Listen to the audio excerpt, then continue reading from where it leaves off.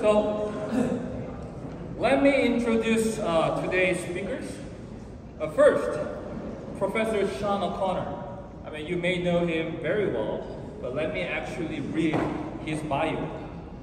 Seán O'Connor's research and practice focus on intellectual property and business law for commercializing innovation in technology and art. Professor O'Connor received their law degree from Stanford Law School, a master's degree in philosophy from Arizona State University, and a bachelor's degree in history from the University of Massachusetts, Boston. Before graduate school, they were a singer-songwriter. Wow. If you didn't know, actually. And then he just told me he still plays. Yeah. Singer-songwriter and rock band front person with 2 DIY albums that received local airplay in the Northeast. They are currently serving as editor of the Oxford Handbook of Music Law and Policy and of 5G and Beyond, Intellectual Property and Competition Policy in the Internet of Things. And Professor O'Connor is also founder and executive director of the Music Ecosystem Institute, Washington, D.C., USA. Please welcome Seán O'Connor. And next, I would like to introduce Professor Kyu-Taek Lee, Associate Professor, Culture Studies, Media Criticism, Popular Music, K-pop, and Hallyu, etc. Professor Kyu-Taek Lee received his bachelor's in English Language and Literature from Seoul National University, South Korea. After completing his 3-year military service in the Republic of Korea Air Force, he received his master's in communication from Seoul National University. In 2013, he earned his doctorate degree in cultural studies from George Mason University. Since 2014, he has been teaching at George Mason University, Korea. He is an expert of popular music, media studies, globalization of culture, and especially K-pop. He has been writing books and articles about K-pop, popular music, and Hallyu for a number of on and offline media, and is a committee member of Korean Music Awards. Additionally, he has been interviewed by a number of Korean domestic and international media such as Wall Street Journal, South China Morning Post, Netflix documentary, Explained, EBS public lecture class, 이중앙일보, 조선일보, KBS, MBC, SBS, YTN, and etc. And Professor Kyu-Taek Lee. And the last but not least, I would like to introduce Mr. Q Lee. The Q Lee, a renowned K-pop producer, is often celebrated for his significant role in bringing the iconic Gangnam Style to global audiences. His influence and contribution to the music industry extend beyond more production, as he played an important role in shaping the career of South Korean sensation Psy, the artist behind the viral hit that took the world by storm. Q Lee, his keen understanding of music trend, innovative production techniques, and strategic vision transformed Gangnam Style into a cultural phenomenon that transcended borders and became a global sensation. With his passion for pushing boundaries and experimenting with diverse musical elements, Q Lee has consistently demonstrated his ability to fuse traditional K-pop sounds with contemporary styles, paving the way for K-pop's international success. His collaboration with Psy not only introduced the world to the infectious beast of Gangnam Style, but also opened the door for K-pop's widespread recognition on the global stage. I often call him the guy behind the guy behind the guy. So, true story. I was watching Emmy last year, and then there was Jung Jae-lee, the lead actor from Squid Game. So I was very excited to see Jung Jae-lee getting his award. And guess what? He was standing behind him.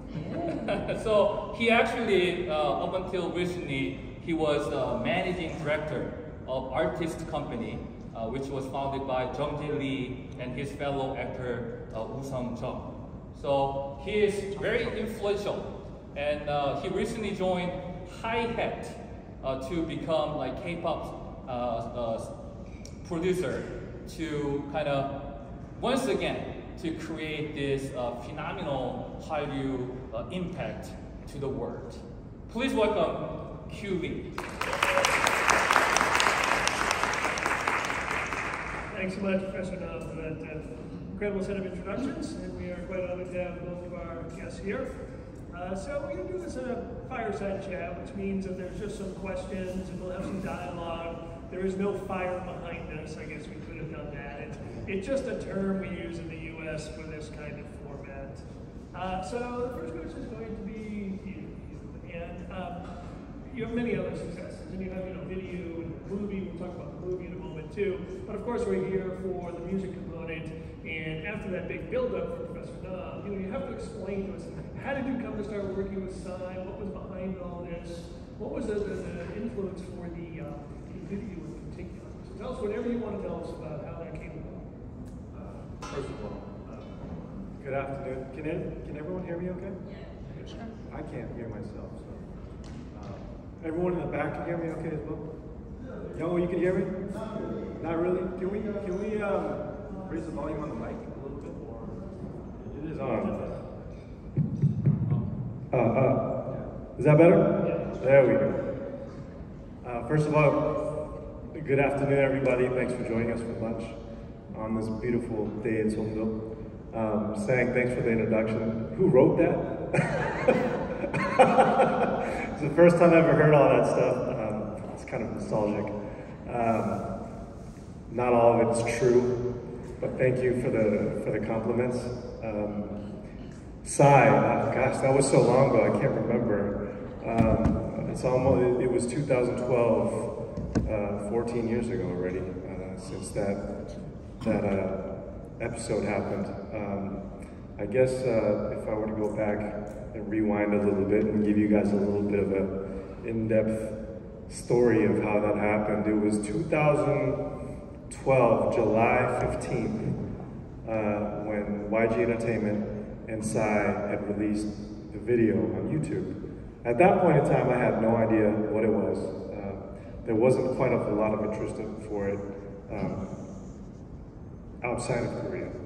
Obviously, every time Psy releases a new video or a new song, it's the biggest thing in Korea, and everyone's excited for the next big concert, right? Because he has 30,000 strong in his concerts at a water bomb, just getting wet until 3, 4 in the morning. Probably one of the greatest entertainers of all time, probably the best out of Korea. Honestly, I didn't really know who he was at that time. I wasn't a huge fan of K-pop. I was always listening to pop music from the US. I did grow up on a lot of oldies from Korea in the early 90s.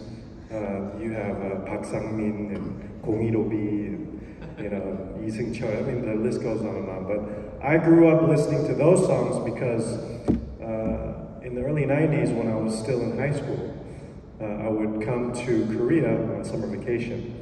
And if you go towards Gangnam, over in the Apgujeong district, there's an area called the Rodeo Gori. And back then, they used to have a 2-story McDonald's there. And that used to be the meeting point for all the kyopos to hang out in the summertime after summer school.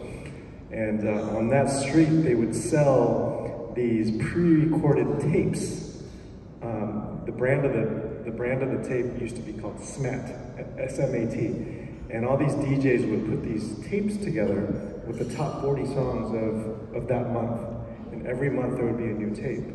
So I would buy 3, 4, 5 of those and take it back to the US, and I would always listen to Korean music growing up.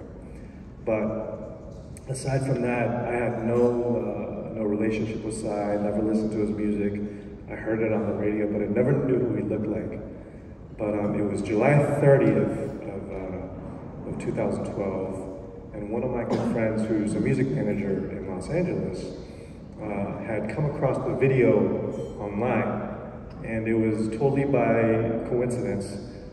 His business partner's wife was at home looking at YouTube feeds and ran across Gangnam Style. And my buddy Scott Manson, whose wife saw the video, showed it to his business partner, Scooter Braun, who is a music manager for Justin Bieber and most recently Ariana Grande. And they thought the video was the funniest thing in the world. And they did their research. They didn't just assume he was Chinese. They did their research and, oh my God, this guy's Korean. And they said, Q is the only Korean friend that we have, call him. So they called me and they said, do you know this guy named PSY? And like, I have no idea what you're talking about. It's like, I can't believe you don't know who he is, you're Korean. I'll send you the video. I want you to look at it and tell me if you know or not. So he sent me the video, and it was Gangnam Style by Psy. And I called him back and I was like, dude, it's not PSY, that's how you spell it. It's Psy. He's like, well, I don't care if he's PSY or Psy or whatever he is, find him for me. I want to buy the rights to the song. So I thought about it for a minute and I was like, okay, well, give me a couple days to figure this out. I'll call you back. And within 2 days, August 2nd, I was asked to be introduced to Psy by another singer in Korea named Incheon, who's a rock singer here in Korea. Him and I are very good friends, and Incheon and Psy had worked on previous songs together in the past. So I had asked him if he could make the introduction. And 2 days later, we met in Apgujeong and for coffee, and I had to convince him that we had to go to the US to meet with music executives in the US because they wanted to buy the rights to the song. And then I'd called Scooter back and I said, you know what, I think I can make it happen, but I have terms. I don't want you to just buy the rights to the song, because if you like the song, there's gonna be a lot of other people in America that are gonna like the song too. So I'd like you to put it on the radio. If you put it on the radio, I will bring you to them. And so when we had got 2 weeks later, we flew to LA, did the contract, negotiated for a couple weeks before we actually signed on September 2nd of 2012. But we put him on an entire promotional run. We put him on the Ellen show when Britney Spears was a guest, and he made a surprise appearance and taught Britney how to do the dance. We put him on the radio. We took him to the Dodgers game. We took him to clubs and events, and literally within 2 weeks, all the Oregon University, Miami University, Harvard, all these guys were making parodies of the song, and it just became this viral sensation. So between, I don't know, September of 2012, all the way through the next year, I literally flew between Seoul, LA, and New York probably 22, 23 times that year, just going back and forth, back and forth. And then there were other, events in Rome, and London, and whatnot. The Billboard charts, the music charts just went insane, and it just became this global phenomenon that we honestly weren't prepared for. And the rest is pretty much history. And then YouTube blew up, and I think we cracked the algorithm for YouTube and killed their account and all that kind of stuff. But it was all stuff that literally was not really strategized. It was really a pet project that we turned into it became Frankenstein, and it really opened the door for K-pop and Korean contents. And even today we're trying to keep that door open and create more opportunities for other amazing artists out of this region. Well, fantastic, that's a great story. And I'm sorry to you. I'm gonna follow up with probably the least interesting question you've ever gotten after telling that story. But it is a room full of lawyers and law professors. Well, not everyone, but and you guys all forgive me too. Did you use U.S. counsel for that contract? I mean, because to me that's like the hardest. Like, oh my gosh, because you were clever enough to be like, I don't want to just give Scooter the rights because he would have just run with it and done what he was going to do. You cleverly said, So who did you get for counsel? I mean, you have to name them, but then, did you? No, well, for me, no, I didn't get counsel.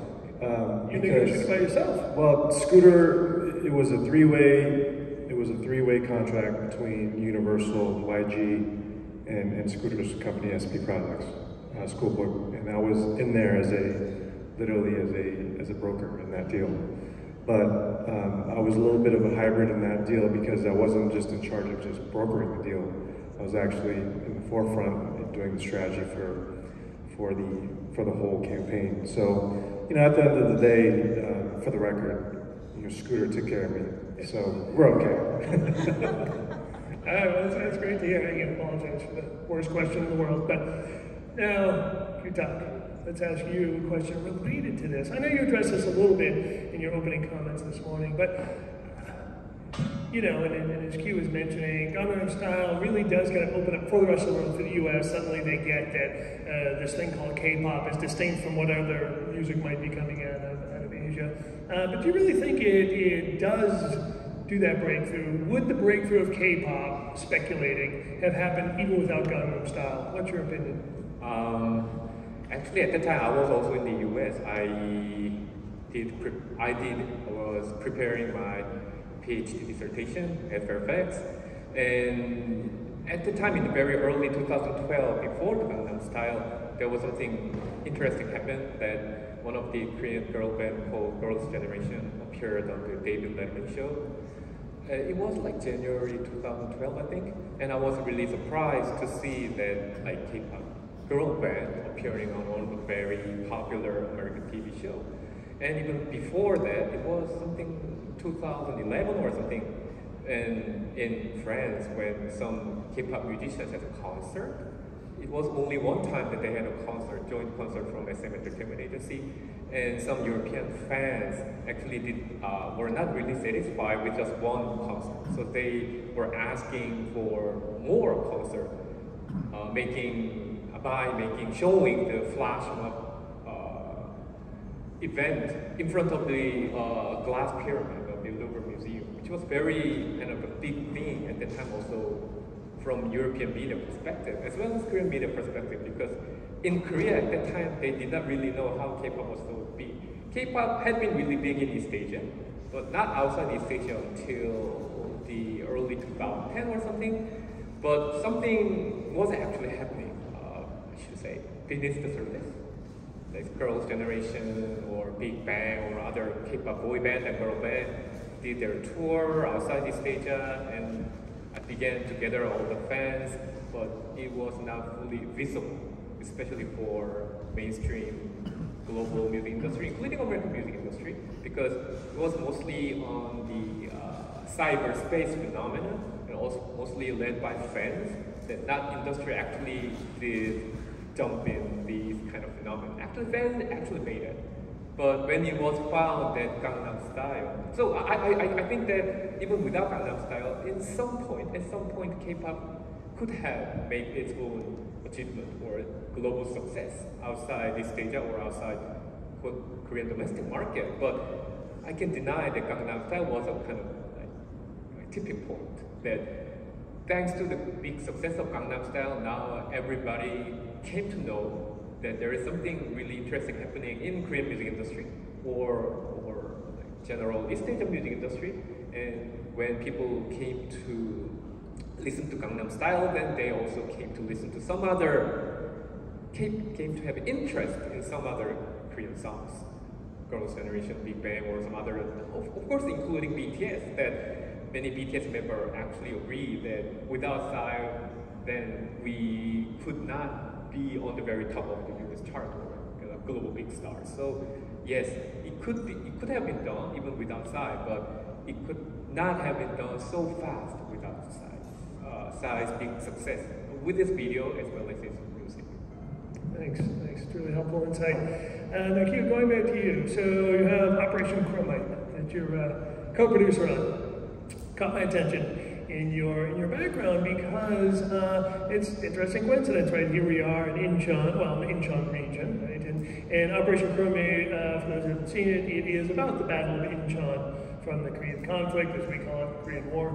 And so it really struck me a bit because for years now I've been coming to Korea, and because the Mesa Korea campus is here and the airport is obviously here, and it's ICN, the Seoul Incheon Airport. And I always say to my dad and older members of my family, I'm flying into Incheon. I'm like, what? And all I can think about is the battle. So like, but it's a whole, it's really not, I mean, that's the sort of glimpse, right? So, and here you are, you have the movie. What made you think, why did you want to co-produce this? Why that movie? 2016, I think, is when it came out. What was the impetus behind that? Well, just so that the people in the audience don't get confused, my background is mostly in film and television. My career started at Sony Pictures Entertainment in Los Angeles in 2001. And I've been in the movie industry for the past 25 years. The music business has kind of been for me icing on the cake. It's not a day-to-day business that I've been working on since the beginning of my career. It's all mostly been film related, but as of today, I'm more day-to-day on the music side of the business than the film side. But Operation Chromite was a film that I was involved in since 2014. When we were in pre-development for the project. I really had a huge interest in working on the film because I have history with working with Korean war films. 2005, I did the distribution for another Korean war film called Taegukgi Hwinallimeon. At that time, I was working at Sony Pictures Entertainment, and we got the distribution rights for US distribution for the film. And I've always kind of wanted to do a homecoming and to be able to work on another film, not just as a Sony employee, but as a true producer. The company at the time that had the rights to Incheon Sanggukjakjeon, which is called Operation Chromite, was a company called Taewon Entertainment, which I've had a long-standing relationship with in the past. And you know, we were talking about certain elements of the film and how we could globalize it a little bit more, make it a little bit more understandable, not just to the Korean audience, but to the global audience. And I said, if we're gonna do that, we can't just go to Itaewon and just do casting of random American people on the streets. We have to get real actors that people actually know. And I promise you that'll raise the value of the project and the authenticity of the story that we're trying to tell. And we did a huge development session of all the different actors that we could possibly have on the feature. And I really, as executive producer, I took charge of all foreign casting and foreign distribution. And as a producer, sometimes you have your favorites. There's actors that you've worked with in the past or people you've always wanted to work with. And that's one of the privileges that we have as producers, to have the opportunity to kind of cherry pick the talent that we want to work with, and also to create opportunities for new actors that we feel that best fit our project. And Liam Neeson has always been an idol of mine. It's my mother's favorite actor.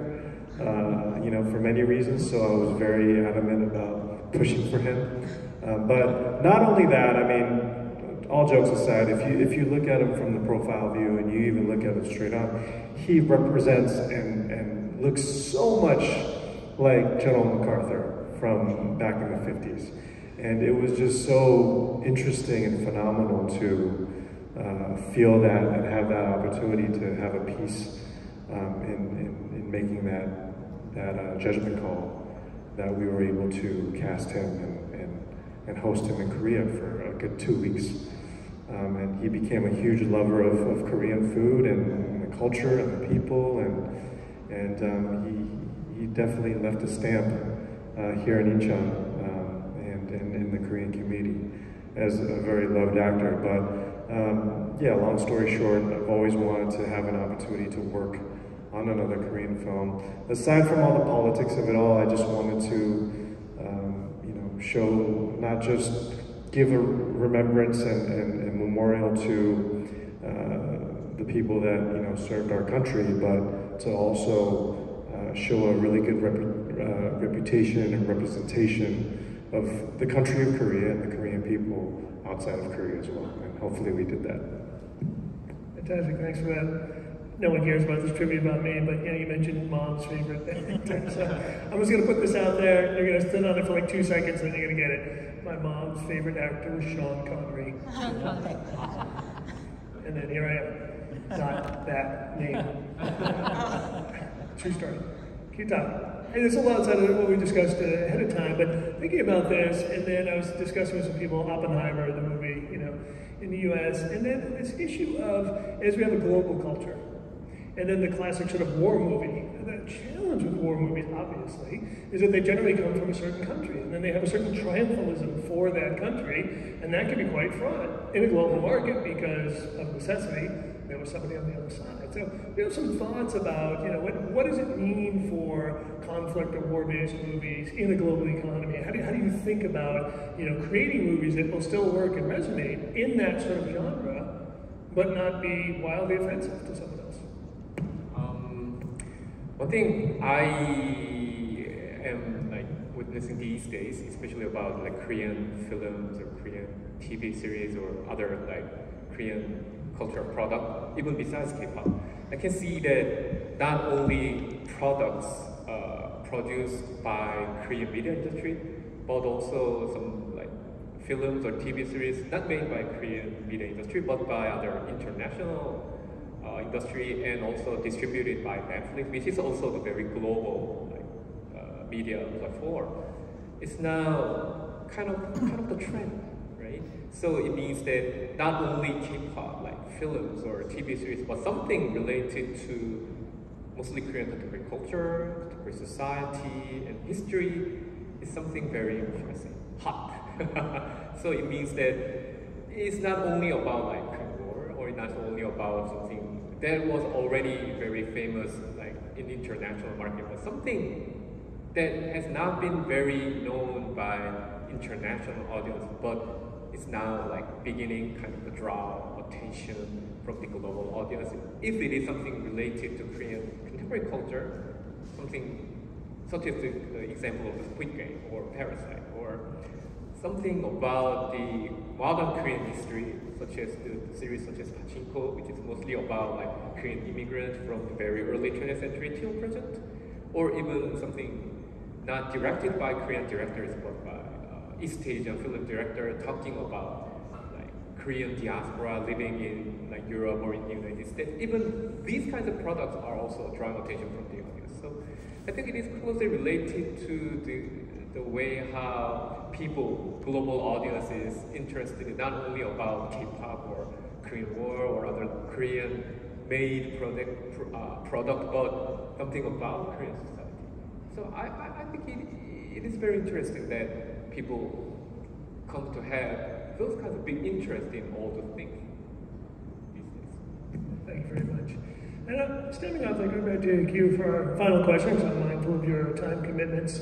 What is your view about why Korean culture is being so successful in the world right now? And you're on the cutting edge. You've got the actor, Lee Jae-jung that you're working with, and he's been involved in Squid Game and Star Wars series Acolyte. So what is it? What do you think from just a purely kind of artistic production side? I think it's just timing, really, at the end of the day. There's so much amazing talent all over the world. I mean, not just in, obviously, the mainstream market in the US always has a head start because everyone is watching America. All the famous acts are coming out of the US. Ambitious talent and talent with dreams are always trying to go to the US market to be on the bigger platform, to make a name for themselves. The US still stands to be the main stage for all entertainment across the board. So I think, you look at the Philippines, there's amazing talent in the Philippines. You look at Southeast Asia with Malaysia, Indonesia, Myanmar even, China, India. I mean, there's just phenomenal talent from all over the world that just is unknown because they don't have the exposure that American can give you. You know, even up until 15, 20 years ago, the Latin market wasn't really a big deal until they really got into the US market.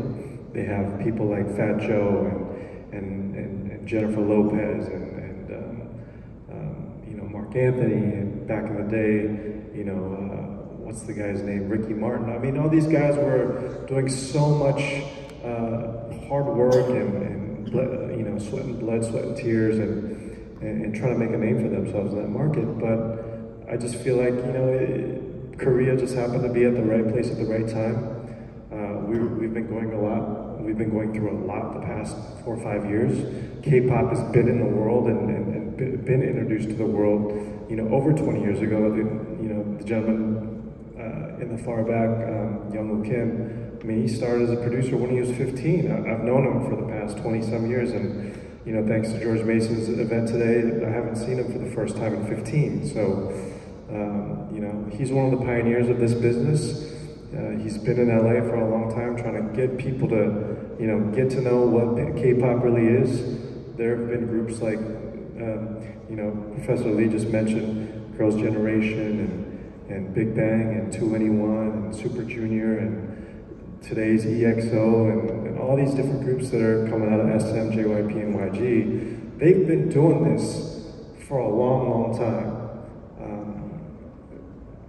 I was just able to put my spoon on top and take advantage of this situation with Psy. Psy, you know, as in your last question, you know, we were able to push it over the edge and really take advantage of the US market and open up the floodgates so that, hey, we're Korean and there's a lot more. You already know who they are, you just weren't paying attention. And now, because Psy was able to do that, now everyone's paying attention to all the other things and all the other talent that Korea has been providing and exporting for years and years and years before. To our advantage, we didn't have to spend a whole lot of money, whereas SM, JYP, and YG spent millions and millions of dollars in the United States trying to buy performance time, buy exposure, buy marketing, and we didn't have to do that, thanks to them, honestly.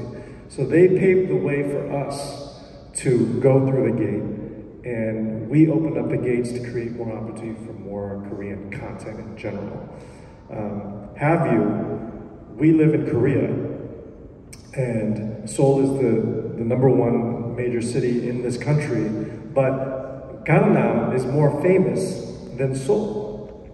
But Gangnam is inside Seoul. The greatest thing that I experienced during the whole Gangnam Style experiment, and I like to call it an experiment, is because growing up as a Korean American, growing up as a foreign Korean living outside of Korea, I was always, and I'm sure a lot of you have the same experience, when non-Asian people would approach you and ask you where you're from, they would assume you're from China, because we all look the same, right? But after Gangnam Style had happened, the first time I heard this ever in my life was they didn't even ask me if I was Chinese or Japanese or where are you from. They just assumed, or they just thought, you're from Korea, aren't you? And that literally brought a tear to my eye because it was the first time in my life where I was actually stereotyped or just assumed that I was Korean.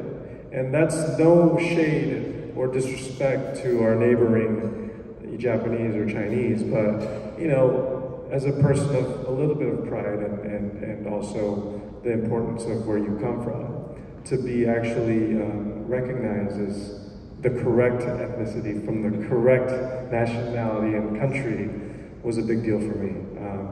And with Gangnam Style, just to kind of talk a little further on that, it really reintroduced the world to Korean food, to Korean beauty products, to Korean content, to Korean drama, to other Korean music, and I think that really pushed the envelope for Korea to be recognized and exposed to the market where, you know, people are sharing today. And we still have a lot of work to do. It's always harder to stay on top, than to stay consistent and just be one of them. It's tough to be a champion sometimes, you know what I mean? Because you have to continue to be a champion. And you know, I challenge all of you at the same time to help us promote our content and our quality and our, you know, our creatives, because there's so many of them that still are unknown. And it's my dream every day to continue to support those talents and to be able to put them on a major stage so that they can actually show their true colors and their capabilities. I really think it was timing. I think Gangnam Style was perfect timing. Squid Game was excellent timing. And we really have to thank COVID for that. Because of COVID and the pandemic, everyone was staying home, only watching Netflix. And to that regard, Squid Game became the most ever watched streamed series in Netflix history, which I also had the opportunity to be a part of too. So, you know, really timing at the end of the day. And it's also because of, you know, people like yourself and other foreigners that are living in Korea that really help put the icing on the cake for, you know, the content that we provide. So we thank you for that as well. Thanks. Very well said, very well said.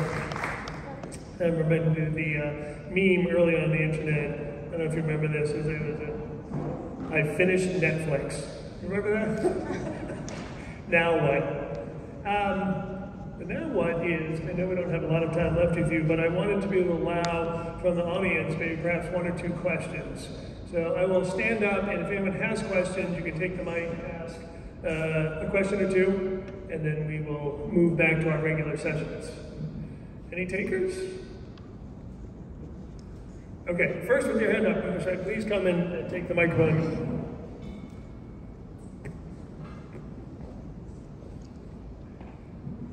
Thank you for sharing a great story. I'm from Texas A&M International University. I'm writing a book about K-pop culture. My question is, what is the role of Korean American professionals in bridging these two complete different industries? I think, you know, their role is really increasing and it's so important. So if you have any, just like you are as advocates, if you have any opinions regarding that, please share with us. I'm sorry, what's the question? Korean American professionals in bridging these two different U.S. and Korean industries. I think, you know, those people have become important roles, not just Koreans and Americans. What's my opinion on Korean Americans in the industry? Yeah, the role. I think sort of bridging the gap across the two cultures. Sure. Well, that's a loaded question. I mean, I guess I could give you my own opinion.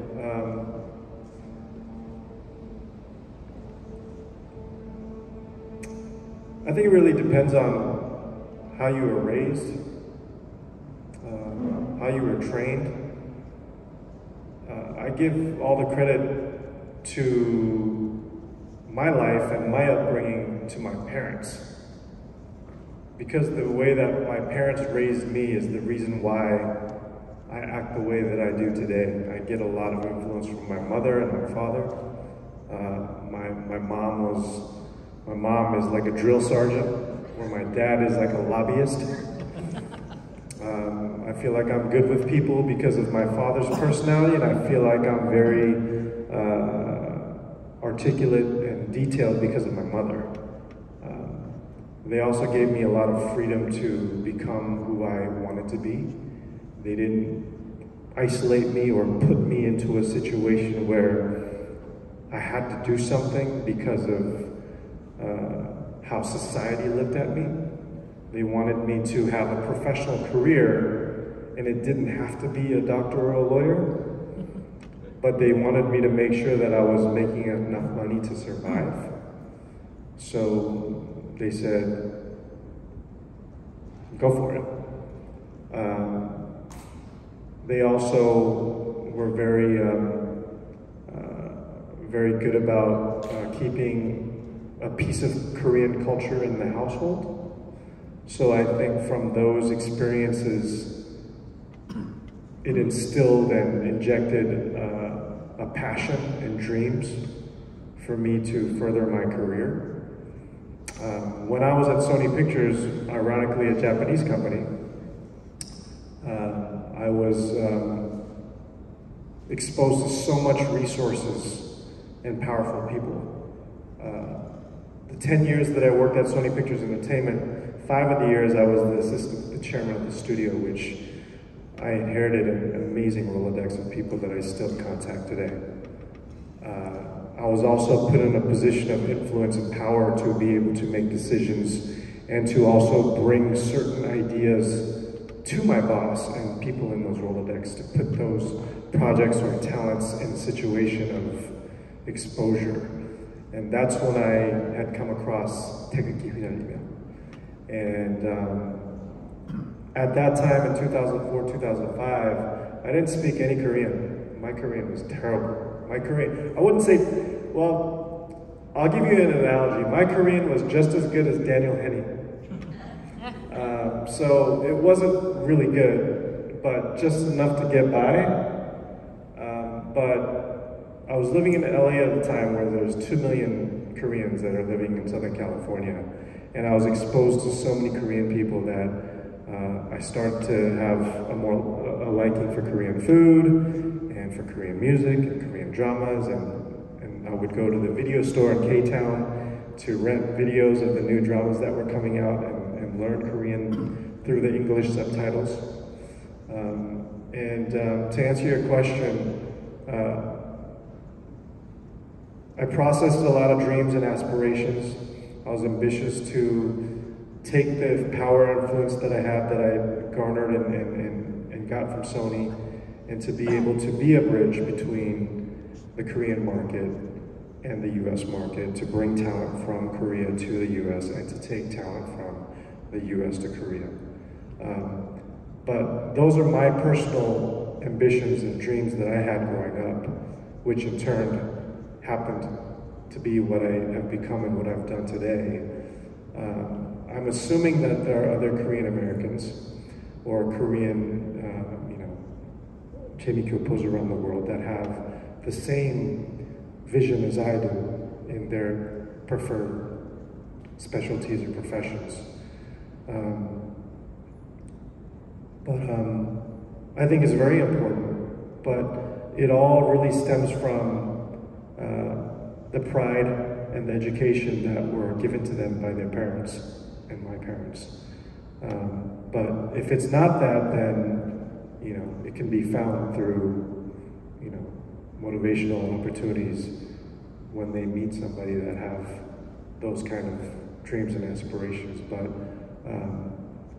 honestly, when I moved to Korea 15 years ago, I purposely didn't hang out with Korean American people.